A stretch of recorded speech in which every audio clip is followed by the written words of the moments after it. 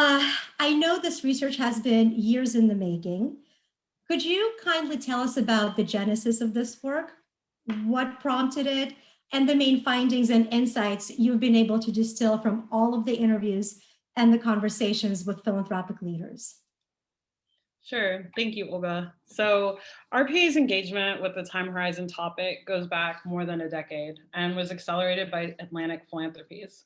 So, this multi year engagement has resulted in two survey reports reaching several hundred foundations globally. And today, we are launching a 2-volume guide on strategic time horizons, as well as a book of case studies illustrating 12 foundations' time horizon considerations and journeys, with some perspectives on the impact of these decisions on grantees. So I'll be sharing some of the main foundational findings from this research, looking into process and some of the keys to facilitating a successful time horizon strategy. To develop this guidance, we've interviewed foundations at every stage in the time horizon journey and collected insights about what worked, what didn't, barriers, and what they wish they had known before they embarked on their journey. Next slide.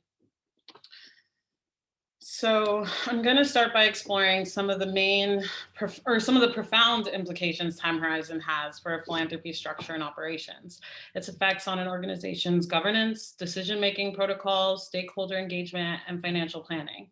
Taking all this into account, we discovered it is particularly important for organizations to consider the strategic and programmatic implications for a particular range of areas, including its founding documents, such as the organization's charter and bylaws, delineating donor intent and organizational mission, programmatic scope, relating to the type of change envisioned and impact sought, staffing and leadership, and finding different ways and forms of compensation for a potential lack of continuity, resource availability and what an existing endowment best positions you to do, monitoring and evaluation, so that's measuring impact, tracking progress, and building knowledge around intended accomplishments, and finally partnerships, so collaborating for increased and sustainable impact. These are just a few among other intersecting areas we dive into in the guide, such as financial instruments and learning and knowledge management. And each of these areas require alignment to an organization's chosen time horizon, but the challenge for many is determining what approach is most apt for their intention and goals. Next slide. Many terms have been used to describe strategic time horizons, including limited life, spend down, giving while living, time bound, and sunsetting. Narrowing in on a single definition of spending down, let alone time horizons and all the ways each phase is defined, can be murky. So we developed a framework for conceiving of time horizon identity through 3 points on a timeline, starting with predetermined end date. This point correlates most clearly with strategic time-limited organizations, those who have a pre-established time frame for when operations will cease and a plan for how to do so. The advantages for organizations in this category are the focus on goals and timeline and not tactics, and more control over legacy. But there are drawbacks, and some can underestimate the challenge with artificial deadlines and face difficulties adjusting to new economic realities. For conditional and non-specified end date philanthropies, there's an intention to wind up operations eventually, but there is no clear plan for how or when to do so. So at this stage, there's a focus usually on big bets with big payoffs, often more personal involvement, responding to urgent needs ad hoc. But the complex timing and planning makes it harder to collaborate and often reduces flexibility. And finally, in perpetuity philanthropies. Philanthropic activity continues without a plan or intention to wind up, while time-limited philanthropy is on the rise and perpetuity remains the norm, as it allows for evolution and supporting longer-term efforts. But on the flip side, institutions are prone to calcification, donor intent can drift, and there are difficulties with succession or governance. Yet, still, there is no set formula that determines which strategic time horizon to choose. And one is not inherently better than the other, but the act of actively considering and revisiting past assumptions about one's chosen time horizon is key for ensuring an organization is being strategic and thoughtful about its role and impact. Next slide. So each of our interviews presented the need to develop and articulate motivations, decision drivers, and pain points, as well as the implications of different models for governance, legacy, scope, and organizational culture.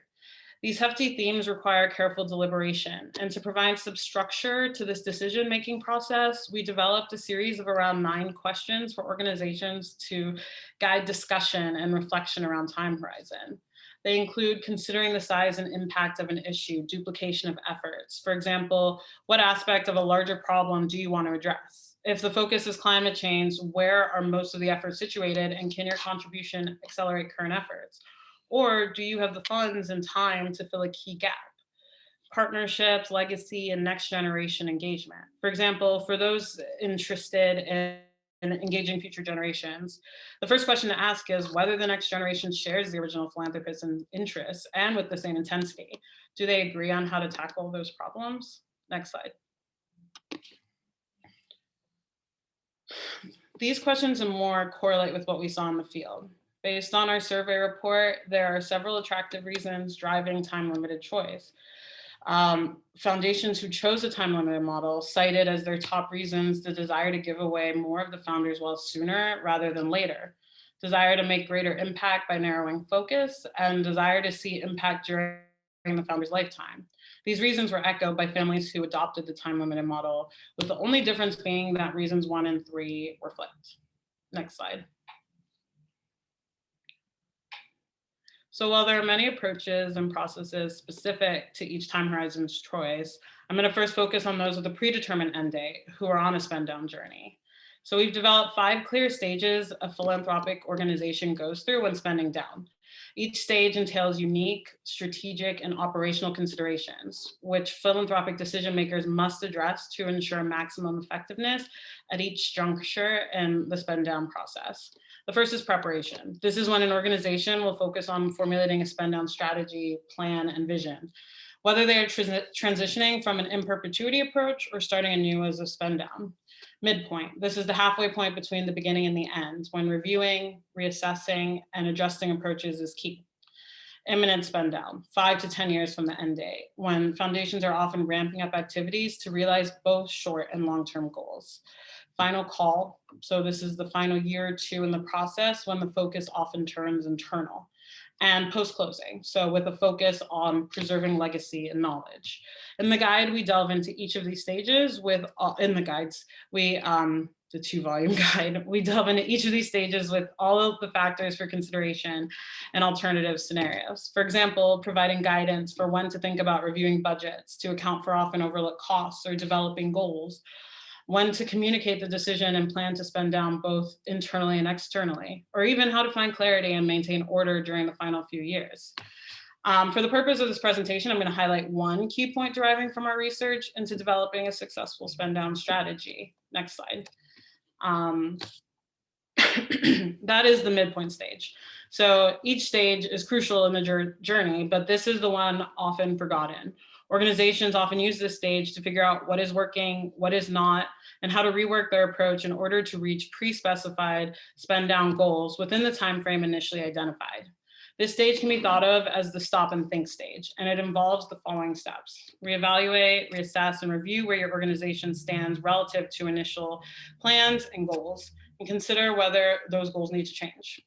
Refer to the evaluation framework. Discuss progress, ensure everyone in the organization is up to date on progress made and pitfalls avoided and new opportunities. Decide whether to extend, contract, or leave unchanged the spend down window. Communicate any changes to staff and grantees. Our research shows that everyone goes through this midpoint and reassessment period regardless, but our research also shows that the most successful organizations go through this strategically. Next slide. So one of the organizations that perfectly exemplifies the importance of this stage is the Tubney Charitable Trust, a United Kingdom-based philanthropy with a 15-year lifespan that closed its doors in 2012. About 6 years after they started spending down, they brought in an external facilitator and an executive director to look at their past work and challenge them to think differently about future interventions. What emerged was a well-defined strategic framework outlining a narrowed focus, bringing down their core areas to 2, creating new staff positions, and transitioning through new phases of grant banking. This process allowed for more clarity throughout the rest of the spend down and highlighted the importance of strategic alignment, leading to periodic checkpoints every 5 years to reevaluate progress and realign its strategy to changes in the world and shifts in grantee needs. Next slide.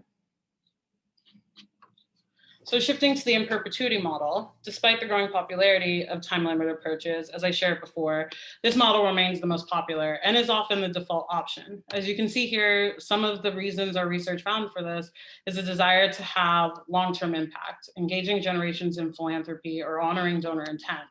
Yet it is increasingly chosen as a strategy to more effectively deliver on a philanthropy's mission, not one that is static, but dynamic and responsive to the needs of communities. The key to this is a recognition of how vital it is to periodically revisit the decision to remain in perpetuity and ensuring that the approach continues to align with therapy's objectives. This interestingly applies not only to the general organizational model, but also to specific programs within a foundation. Next slide. One component out of 6 cited in the guide of this regular review of the time horizon choice is long-term strategic and operational planning. Essentially, a multi-year strategy should be in place with set times for reevaluation of progress, typically every 5 to 10 years. This is an opportunity to revisit bylaws, reformulate theories of change, and take stock of progress to date. Next slide. So another organization that has taken a truly complex and thoughtful approach to its time horizon choice is the Ford Foundation, which takes a principled approach to in perpetuity, paired with an intentional mission to maximize impact and resources with the goal of achieving meaningful change. According to Ford, strategic flexibility with spending and time allows them to contribute to transformative systemic impact. This commitment has made frequent, long, and short-term planning meetings with the Foundation's board essential. The Foundation also operates on 10-year strategic plans with a review and refresh discussion around the 4-year mark, along with regular conversations about societal change and the Foundation's role. Next slide. As you see from the breakdown of both models and cases, the key to success, regardless of time horizon choice, is to actively consider and revisit past assumptions about one's chosen time horizon, ensuring an organization is being as strategic and thoughtful as possible, as often as possible, about its role and impact. Thank you. And thank you, Caroline, for doing your magic on this slideshow. Thank you, Kalia. I know it's difficult to do justice and capture such ginormous wealth of important findings. So I'm grateful for your ability to provide this informative overview. Lori, may I go to you now? What emerges very clearly from Kalia's analysis and insights is the importance of strategic discussions, of alignment and clarity around strategic time horizons for all funders, regardless of their time horizons. But it seems particularly important for those who decided to spend down. Could you tell us about the impetus for the Hazen Foundation to spend down after almost 100 years of doing philanthropy? What were the main decision drivers? What, if any, internal changes did this spark in the foundation? Sure. So as you said, the foundation is nearly 100 years old. It was founded in 1925, one of the older philanthropic institutions in the country. So the considerations that went into spending out were pretty intense. In fact, it took us 2 years for the board to come to full consensus on the decision. So the initial catalyst was really a combination of 2 factors. One was, as a small foundation with limited resources, was the way that we use our money really the best way to achieve our mission, and how it was distributed both across administrative and grant making, and how much in each year, and so on, and just sort of really having to come to terms with that, and the board starting to grapple with that as a question that I think should be grappled with whatever size institution you're operating. The other piece, though, was 2016. So the foundation's work is all embedded in our mission, which is supporting youth and communities of color in dismantling structural oppression based on race. So as you might imagine, the presidential election in 2016 was a pretty seminal moment for the work that we support. And I think, as we watched the fields of work that we support, which are organizing for educational justice and youth organizing, the way that people were stepping into that moment, the courage and bravery, literally putting their lives on the line. I mean, you had everything from people seeking sanctuary because of fear of deportation. You had all kinds of issues around, white supremacy and white nationalism that, of course, we've seen just, absolutely explode even more recently, but were very much a part of the election and what came following the election as a result of the administration. So as we saw that, it was sort of like, how can we sit back comfortably without really questioning whether we're doing everything we can do? Were we meeting the urgency of this moment with our own urgency? Were we meeting the courage of the field with our own courage? And so after a very, very intense process, which involved all kinds of work on the part of the board. I mean, the board, I have to tell you, by the end of the 2 years was pretty exhausted, because it was, we asked them just to do so much, to think about so much, to engage in discussions with movement leaders, to read things. We gathered lots of data from the field, which is very delicate thing to do, right? You don't want to signal something that could be, particularly anxiety producing when you don't know what the result is going to be. So we do have a practice of engaging in data collection from the field anyway. So we sort of folded that into it. And so we were determined to try to make this a consensus decision. The board of the foundation, I think it's important to note, it's although founded by a couple, it is not a family board anymore. It's a self-perpetuating board. And the people on the board are all in some way professionally engaged around the issues and movement work that we support. So that's important.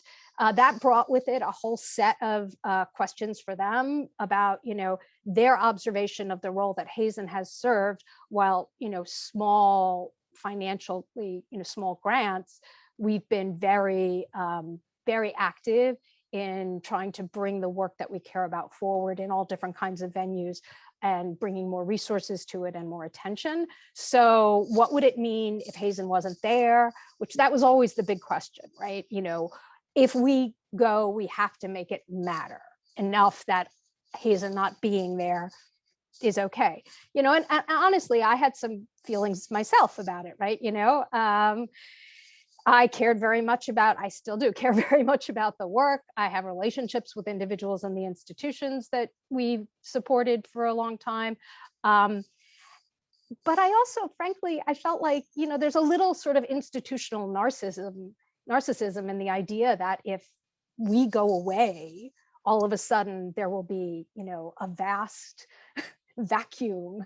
And that, part of our role, if we go away, is going to be to try and provide incentive, information, and support for those who are doing what we've been doing, and to encourage them to be more public in that as well. So so 2 years to a decision, and then I don't want to keep going too long. So Olga, you should flag me when you want me to slow down or stop, because I could just keep talking about this. But we made the first round of grants in December of 2019. It was about $5.5 million, which is compared to our most recent grant budgets, which were about $1 million. Obviously, a significantly larger. They were larger grants, multi-year general operating support predominantly. 3/4 were to organizations led by people of color. No, I'm sorry, 3/4 have budgets under $1 million. But over 85% are led by people of color. And in fact, that's now gone up a little bit as well. So, it was a really interesting moment for me. I called every one of our current grantees before the decision was publicly announced, to say, we're spending out and we don't really know what that means, because we need you to help us figure that out. because our commitment has always been to do this in partnership with the field and with organizations that we support, as well as ones that we don't support, but that are a part of the movements we care about. So those calls were hard. They were like, what? You know, it was like people just didn't know how to respond at first. But we followed it up very quickly with some very concrete ways for them to engage. And then COVID hit. You know, like after we got our strategy developed and we knew exactly what we wanted to do, COVID hit. And I can talk more about that, but it certainly reminded us that, you know, what is it, you know, man plans, God laughs, right? You know, so I can end it there, or whatever you think best now. Awesome. Thank you, Lori. I mean, thank you for that candid snapshot of the thought process and motivations and how you really challenged yourselves to be more responsible and more responsive funder. That's really great to see. David, unlike Lori, you represent an organization that is firmly committed to supporting the children of Detroit over a long arc of history, the long arc of history. However, as we heard from Kalia, even this long-term approach is not static, and it requires periodic review and recalibration. Could you talk to us about how Skillman Foundation thinks about and discusses the time horizon, what drives these conversations, and what major considerations you take into account when you discuss this? Oh, wow, that's a pretty good question, and thank you, Olga, for the question. And Lori, definitely, and Clea, appreciate you all's overview. So the Skillman Foundation, a voice for children since 1960. We've been around for 60 years.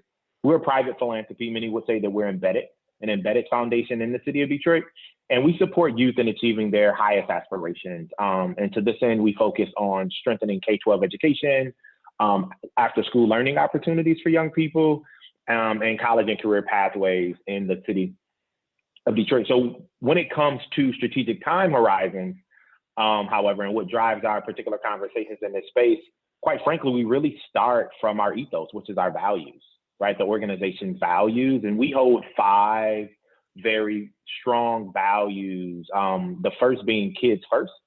Kids are our mission. They are our work. They are our policy, our politics, our everything. So young people being first. How do we ensure that we're a trusted partner? We use the term partnership very, very strongly. We don't consider our grantees. We consider them grant partners. So we can break down the hierarchy in that space. Thirdly, how do we remain worldwide but Detroit smart? Understanding what's taking place in the world, but making sure that it applies here in the city of Detroit. But then the last 2, I think, really get to this time horizon question every time that we wrestle with it. One is greater than grants.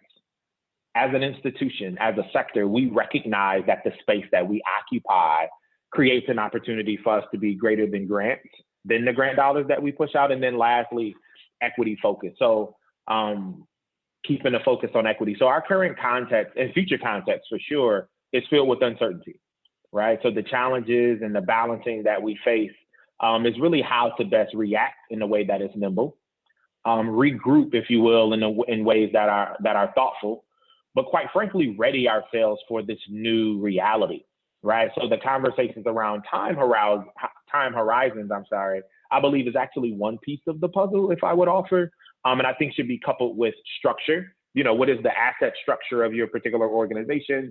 What are the current conditions, not only nationwide and in the country, but the current conditions within your respective footprint that you are called to serve. And then lastly, the purpose of your institution. Why was your organization started? Why was the organization erected? So when having the conversations around time horizons and spending down, these aren't conversations that we have within the foundation solely around COVID. These are conversations that we have on a regular routine basis, really because it's less about the time horizon for us. And it's less about how large our endowment is, but more so about, are we doing everything to A, deliver on the fabric of our institution, but B, meet the needs of the current community. And I think that not the problem to solve, but the tension to manage is the overall purpose of the foundation in which you serve in, and then the needs of the community, right? Like there's definitely donor intent and then community need, and how do you balance those two? We are in unprecedented times, and they call for unprecedented measures, but we don't start our conversations from the time horizon aspect.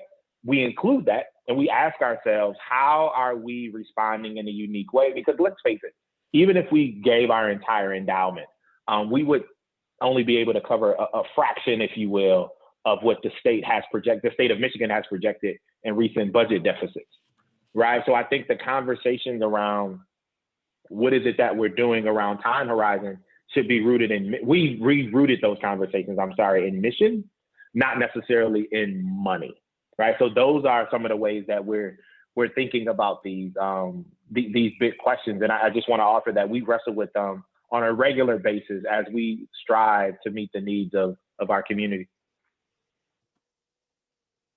Thank you, David, for such an amazing insider's look at the important conversations and for stressing the need to root these conversations in mission and purpose and values and the need of community, in addition to the structure and endowment. So what we've heard from all three of you so far is that relationships with grantees and communities, with frontline communities, are core to any decisions about strategic time horizon. But I would think that this requires a particularly thoughtful navigation for time-limited foundations who are working on a finite sort of timeline. Lori, how does Hazen center its partners and including grantees and communities it serves exactly as the foundation looks to spend down in 3 years now? And especially in the context of COVID, to which you referred earlier, which was completely unexpected, did that make your time-limited horizon more important? Did it add a sense of urgency? If you can tell us a little bit more about that, that would be wonderful. Yeah, I really appreciate the notion of this conversation, right? That it's not about, what's the right answer. It's what's the answer that's going to help your institution have the greatest impact moving towards the mission that that is your North Star. So for us, given that our mission is about dismantling structural racism, that there's all kinds of things that are tied up in that. And one of them, of course, is that we are an institution that's only here because of capitalism, only here because of the exploitation of labor and land of peoples who are not the people who generally control wealth in this country. So grappling with that, with our grantees to say, so what does that mean for how we spend out? What should we be doing? And to really engage them deeply in conversations that were not just about, what does your organization need? Because, everybody's like, we need more money, of course we need more money, right? These are incredibly underfunded institutions, and everybody doing work in the social sector needs more money generally. But really, for the movement for racial justice, what does the movement need? And so that's how we got to a strategy, which is about what we think of as sort of 3 components of moving towards social justice, and in our case, particularly racial justice. So one is that we are working on developing a generation of new leaders. The other is organizations that are more sustainable and powerful than they were before, which by powerful, we mean the ability to actually confront other powerful forces and move towards the conditions in their lives that as they see them, as they imagine the world, and as they see justice. And then a movement that is more connected and collaborative and powerful. And we understand that we intersect at the point of organizations, right? As a foundation, we fund, organizations. And so organizations are how we do the leadership and how we do the movement work. So that came about through conversations with our grantees about how they understood their work. But the other thing that has really been an interesting journey to have with our grantees and others in the field has been how we interrogate our own practices. So so much of what we do in foundations, including, this sort of default position of perpetuity, is grounded in just assumptions, right? Like when we look at those assumptions, how do we think that they either reify white supremacy or dismantle it? And so some of them for us, like written proposals, who can write a good proposal? Somebody who went to a good school, who had that kind of training. It's, a predominantly Eurocentric sort of model. So why do we need written proposals? So we shifted away from written proposals and reports, and we have an interview protocol. We gather data. It's very rigorous. We have a whole coding system that we then go through and use. And I'm really lucky in that I have a program officer who's both an organizer, has been an organizer for, her career until she came to us, but also is, a PhD in sociology. So has this whole skill set, right? So we do that. That was partly, our own sense of like what is important about the organizations and the ability to communicate in a sort of, grant proposal isn't important about their work, right? It's how do they communicate with their community? How do they build leadership among the people that they're working with? And the other piece was that when we asked them what are the biggest barriers to getting grants, it was, the first one was grant proposals. Then of course, access, and a bunch of other things, but it was just like, this is huge for us, right? So we started thinking about how we could do it differently. And the other thing they said is, don't bother me if you're not going to give me a grant. So we do a lot of front end research and try to, it's funny because there's also the other side of it, which is like, we should have a chance to make our case, right? So we try really hard not to bother someone where there's just absolutely no fit, that, it's just not a fit. But we also try to give them every opportunity to make their case. So that means that we send them the interview questions beforehand. We give them a chance to follow up. We follow their social media. We ask for, to be on their news blast. We look at newsletters, video clips, anything they want to send us. If they want to send us a proposal they've used somewhere else, that's fine. But letting them own the way that they provide the information has been really huge.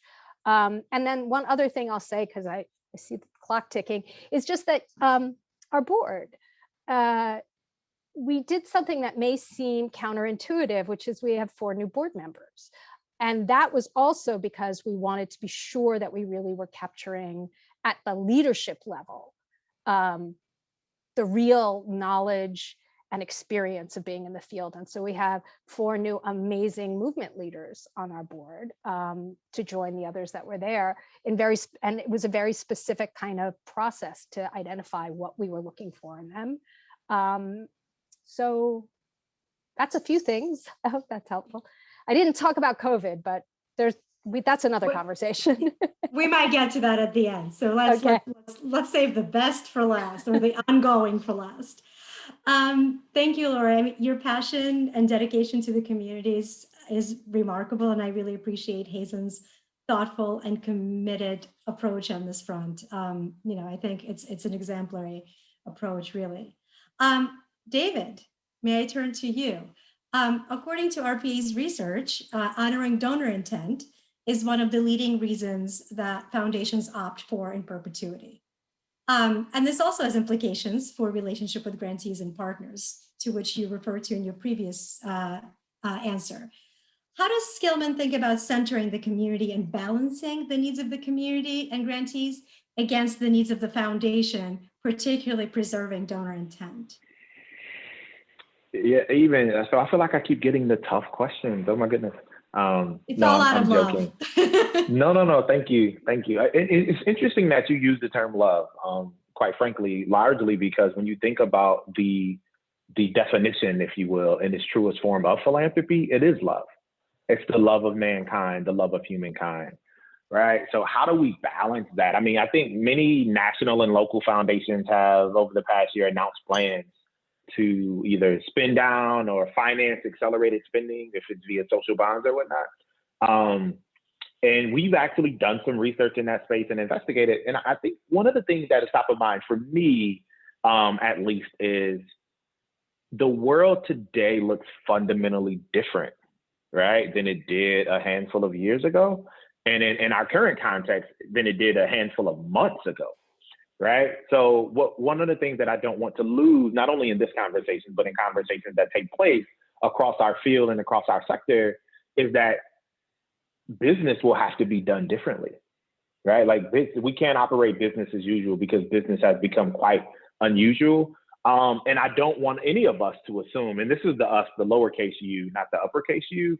I don't want any of us to assume that the current systems, the current providers, and the current organizations are actually fully equipped, if you will, to meet the future needs.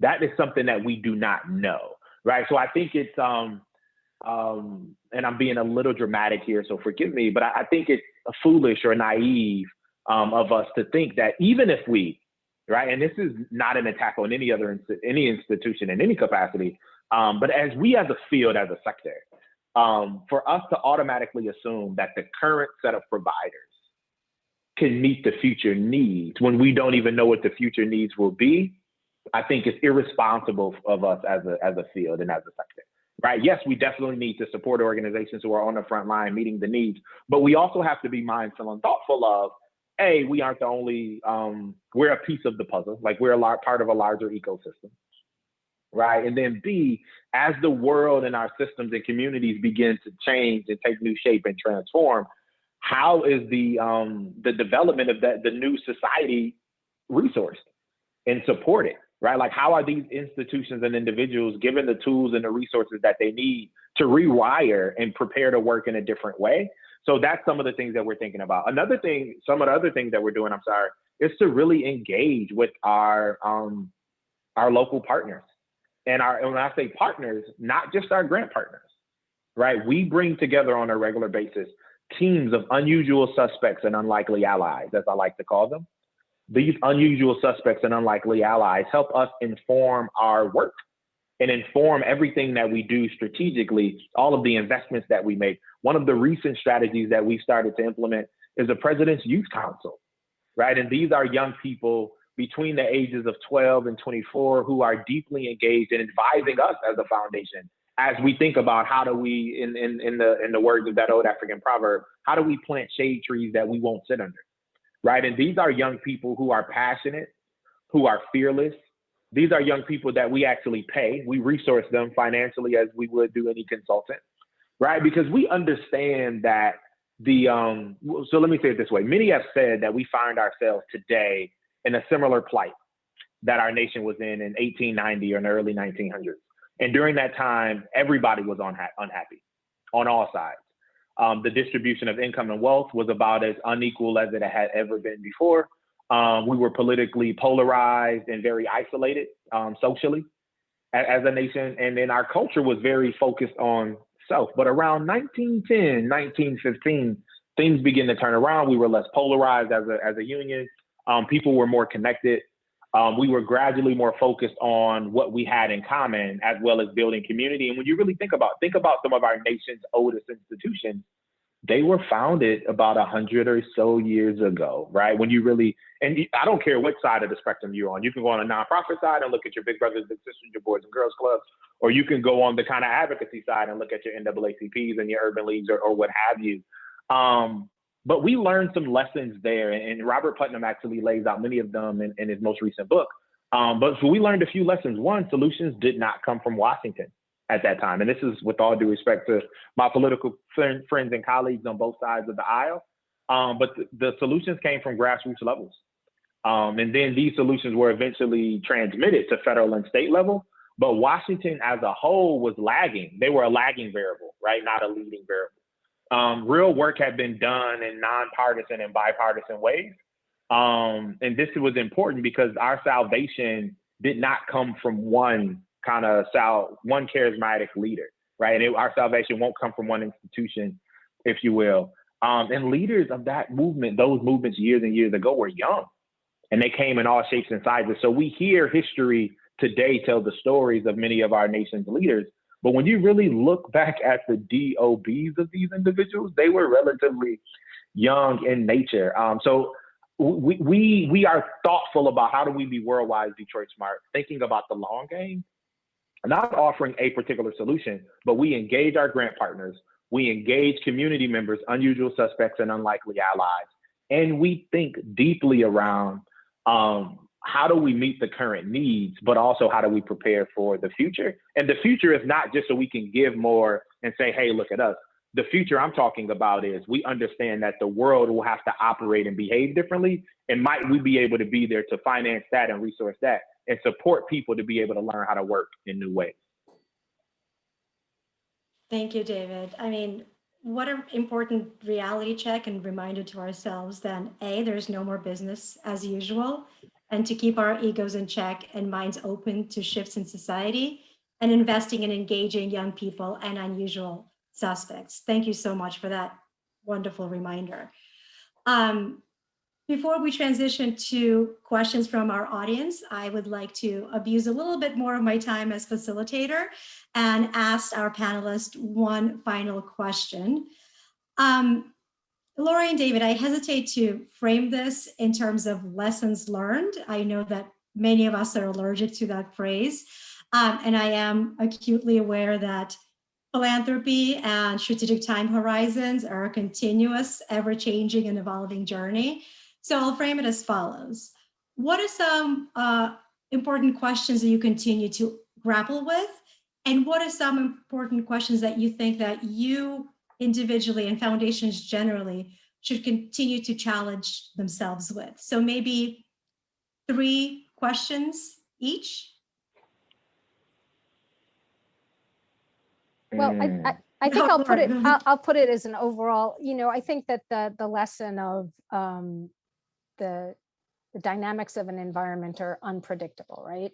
So so that raises questions constantly. And so obviously COVID, and also for us, the uprisings that happened following the murder of George Floyd and various other events that all tied into so much of what our grantees work on, and that our grantees then became very important components in their local places and nationally in bringing that that message forward and pushing the advocacy that they did and the organizing and so on. So, I think for us, the question is always, are we maintaining our flexibility despite the fact that we are now not so flexible, right? Like, there's an expiration date on this milk. And so how can we consistently be responsive rather than rigid? And then the other piece of it is, how can we always be open to risk? I think when you're in a spend out, in some ways, risk becomes more of a feared proposition because you don't have a do-over, right? Like, it's not like when we get done with this 5-year strategic plan, we'll assess and we'll do the next one, right? This is our shot. So on the other hand, we can do anything. We have so much freedom as philanthropic institutions that when we're, in the last years of our existence, it's sort of like, why not put it all out there? Why not go as far as we can in terms of risk? Why not say what needs to be said? Why not, provide resources to the organizations that even for us were sort of edgy, or like, we weren't sure, what's going to happen with them. Why not take an idea a grantee has that seems, undoable?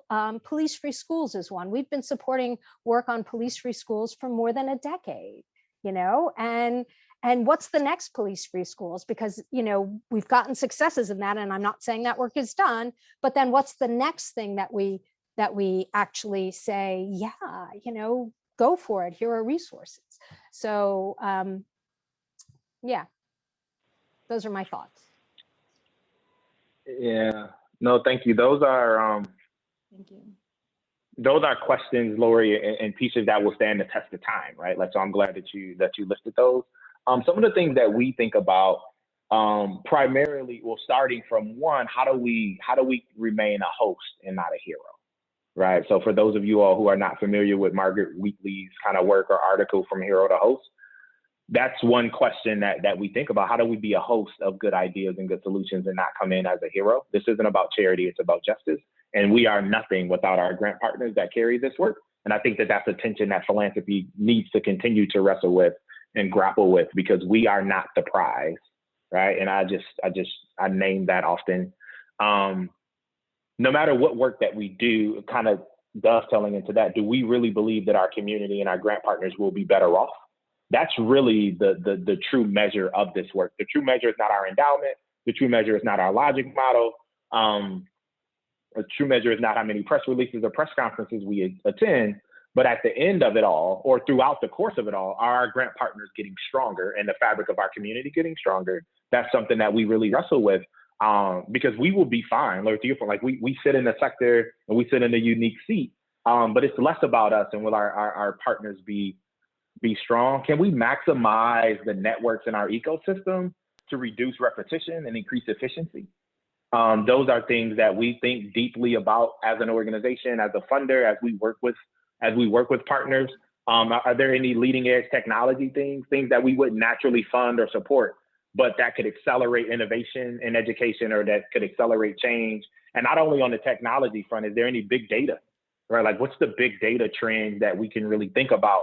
And something as simple as, can we run, and I don't want to kind of get into the cyber world, but are we running deep and true analysis on what are the top Google searches of families within our particular state or particular region, to really understand what our families are researching or asking for? So I think technology and big data are things as well. And the last thing that I will say is prioritize. How do we best prioritize outcome over output?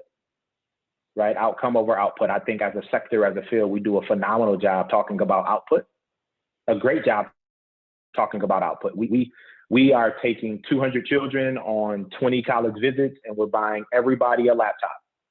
Those are great outputs. But at the end of the day, it's so what, right? Like, what is the outcome as a result of that? So just kind of, I know I said a lot, but balancing those are some of the questions that we're thinking about. But the most important, the one that I would just underscore as I close, is how do we best remain a host and not a hero? Thank you so much, David and Lori. There's no better note to end this portion of the discussion on. I really appreciate all of your candor and all of your honest and open opinions and viewpoints. This is definitely a rich discussion that our audience is enjoying, judging by the comments and questions we're getting. So with that, I think we'll turn to our audience questions. And I think the first one will go again to Kalia, not to put you on the spot again, but roll of the dice. The question is, to what extent is Next Gen board, those aged 20 to 40, members in family philanthropy, influencing foundations originally established in perpetuity to convert to spend down?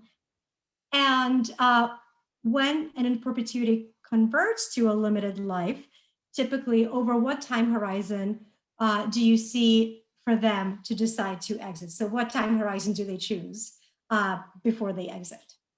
Sure. Yeah, that's a great question.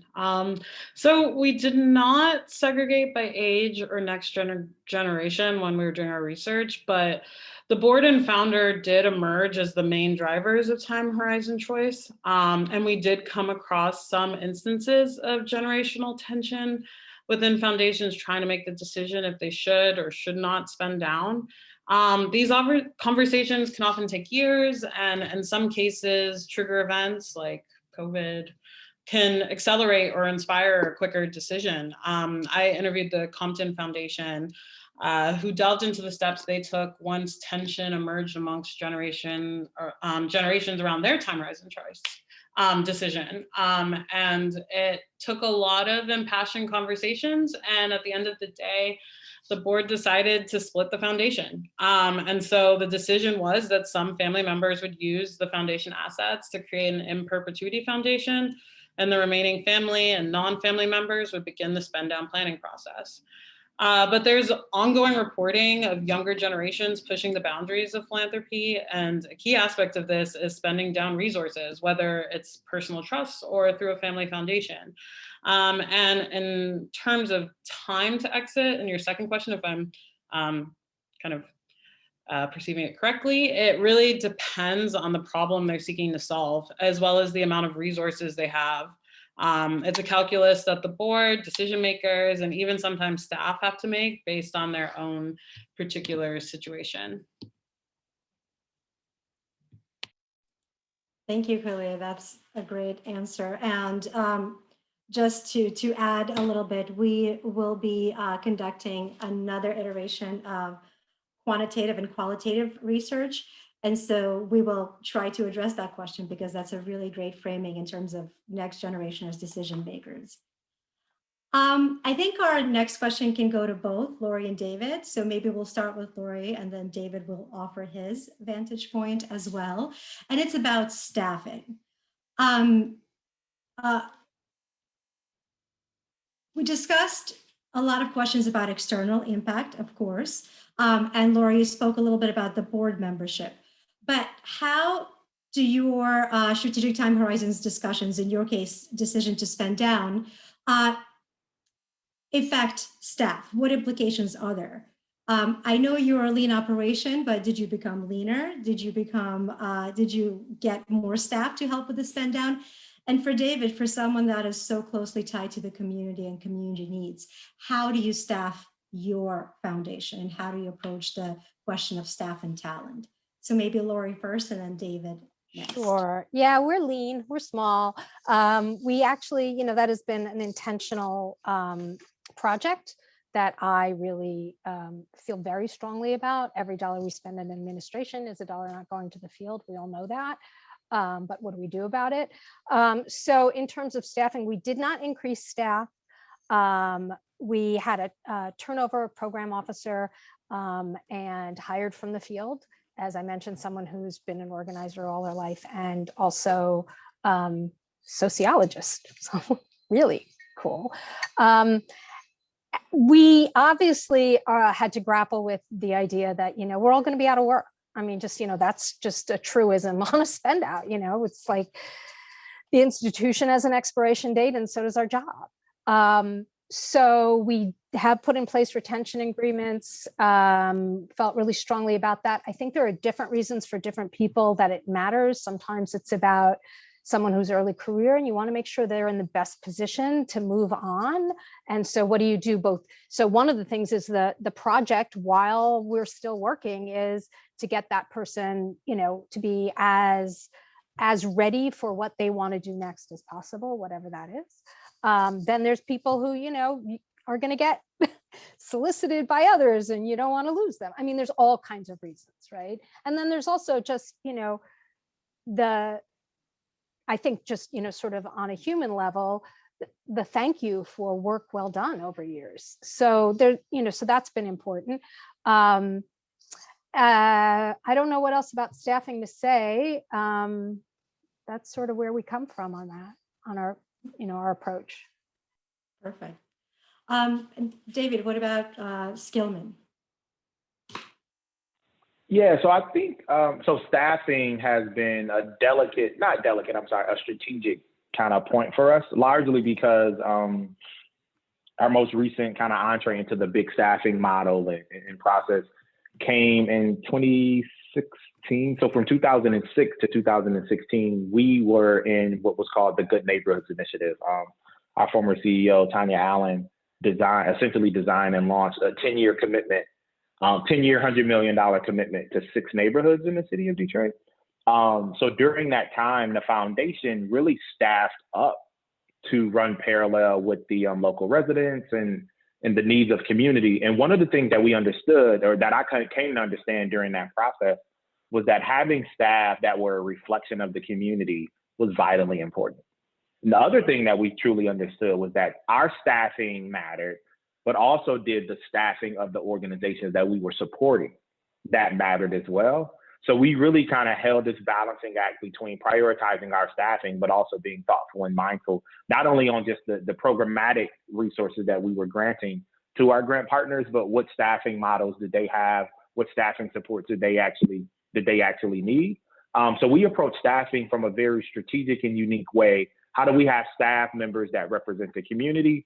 How do we attract staff members, that represent a broad level of thought and experience, so we can tackle tough issues from very unorthodox ways? How do we leverage our trustees? But equally as important to the foundation staff, I just want to articulate that we also think deeply about the staff of our grant partners and the organizations that we support.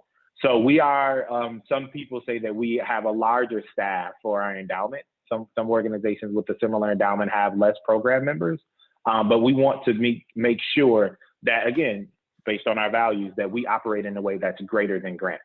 So for us to do civic engagement and things like that, beyond grant making, we have staff that are able to do those things. Wonderful. Thank you, David. And Kalia, may I ask you what your research showed in terms of staffing and where it sits in the minds of spend down and in perpetuity philanthropists?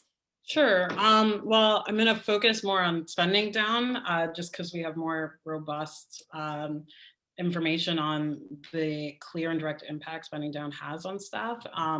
Probably the most obvious impact is on tenure. As Lori stated, setting an endpoint on a staff's organization also means setting an expiration date for jobs at that organization. And so to compensate for this lack of continuity, an organization often invested in a more generous compensation and benefits program to attract and retain talent, such as designing an incentive plan to keep staff members involved and engaged in the organization through each stage of the spend down.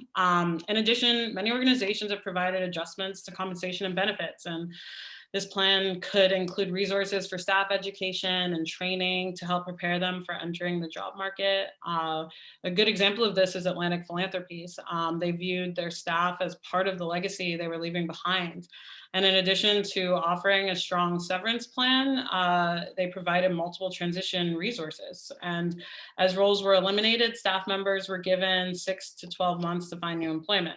Not to mention, staff are also provided with fully funded 12-month Atlantic Fellowship opportunities with a range of organizations, including nonprofits and government agencies, to soften the eventual transition for staff by exposing them to new opportunities. And there's a host of other examples in the book of case studies of other organizations really thinking about their staff.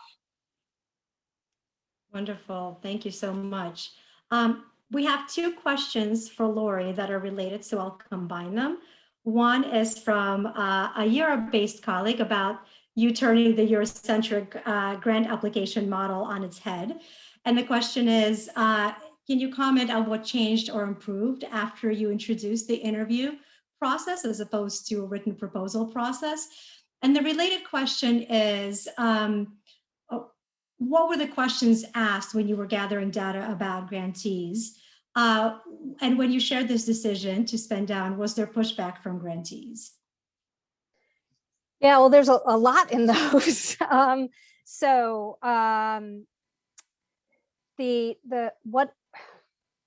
first one was about the response from the, I'm sorry, I should have jotted the first it one was down. like what improved. It's okay. I got it. Okay, got it. What improved when you changed the process? Then what did we ask? And was there pushback? Was the pushback? Got it. So, you know, we really take an organizing approach to how we do the grant selection process now. So it's about building relationship over time. And so we end up with a set of relationships, some of which get, you know, significant funding, but we do actually have the capacity and have done, you know, some different kinds of capacity things for groups that don't end up getting the larger multi-year grants. And I think it's definitely improved the way that we start the relationship with grantees. We don't have to spend a lot of time learning. We actually start, you know, much further along. It also has given us an opportunity to ask the kind of open-ended questions that have resulted in a variety of supports, like, we gave out Zoom licenses when COVID started, all of those things. We also, I would say that people feel heard in the way that we've operated, in a way that they don't when they just send in paper. And that's important to us because, it's one thing to really be heard, and it's another thing to be, given a really empty opportunity, which has really no potential in it. And we also, we can then, right in the interview, in the first engagement, say, these are the reasons I'm not seeing a fit, so that if they actually can respond to that in a way that makes us understand better, we have that right there on the spot, or in a later iteration of the conversation, if that's better for them. In terms of the questions that we asked, as I said, we do an ongoing process of engagement around, different kinds of subjects. So a lot of what we were asking was sort of about what do they understand the state of the movement, the work that they engage in individually, but more importantly, as a component of a larger movement, because that was really what we were trying to figure out. And the other thing we were also trying to figure out is, how do they understand power? What could make them more powerful? What would they need to be sustainable? And to think about whether we could actually do anything about those things. The kinds of things we, in terms of pushback, the biggest is like, where will we get, we've been doing these small grants. Many organizations had gotten them every year for many years, right? And when you're running a nonprofit with a budget of under $1 million, even if it's a small grant, when you get it every year, that's really great for you. So it was like, the fear, right? The anxiety of what was going to happen. And so, which connects to, I think I noticed another question about us filling the gap. So we're doing two things. We're working on two sides of that equation. One is, because we've actually implemented a real comms strategy for the first time.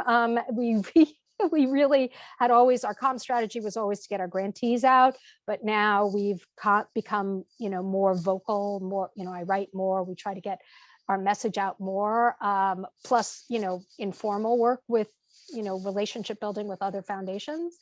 And then the other side of it is the capacity work that we're doing. So I didn't mention it, but we were about, COVID struck right when we were about to launch our capacity initiative, which was all going to be about movement and power building, and everybody was really excited. And then it was like, maybe not, but the strains on these organizations have been unbelievable. They're doing organizing, but they're also, trying to get groceries to people. It's really basic. So we are doing capacity building that involves a number of different issues that they've identified that they think will help them be more sustainable. And it wasn't like, anything you want, that's great. It was like a conversation, right? It was iterative over time with them. And we have a bunch of peer cohort groups that are looking at human resources policies, financial sustainability, which includes financial management and fundraising, leadership development pipelines internally, which is this whole question about leadership transition in an organization, and communications. Those are the four things they wanted to work on. And then we also have money available for specific consulting projects, organizational development projects, and that kind of thing, so that they're positioned, to do the work in a sustained way when we're not there. And we're trying to open doors. So, as best we can. So if anybody on this call is interested in learning more about this work, I'm here. And I'm very easy to find. Lori, Lori, at hazenfoundation.org. Lori Bazaler. I'm literally the only Lori Bazaler in the world. You can find me if you want to. Unless you're in Germany, Lori. Yeah, no, I know you. Yeah, the word. So the word Bazaler means the one who pays, which sort of means, I guess, this is the right job for me. There you go. Kulia, did your research reveal anything about how spend down funders approach this question of filling the gap and making sure that there's an exit strategy and that the grantees are taken care of and allowed to sustain their work after the foundation exits? Yeah, definitely. So there are several approaches we found foundations took to address the issue of filling the gap, from helping grantees find additional sources of funding, connecting them with like-minded funders. A really big one is creating partnerships with other foundations and organizations to really just continue the work going forward. I think that one is really key. And because we're running out of time, I won't give any like deep examples on that, but it's really explored throughout the guide as well as through the case studies. Wonderful, thank you.